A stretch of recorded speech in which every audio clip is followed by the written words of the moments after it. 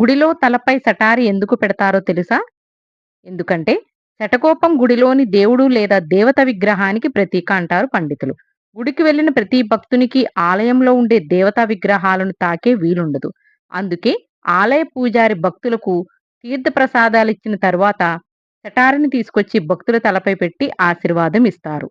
ఆలయ పూజారి శటకోపం తీసుకువచ్చి భక్తుల తలపై పెట్టడం వలన వారిలో ఉండే చెడు ఆలోచనలు, ద్రోహబుద్ధులు నశిస్తాయి.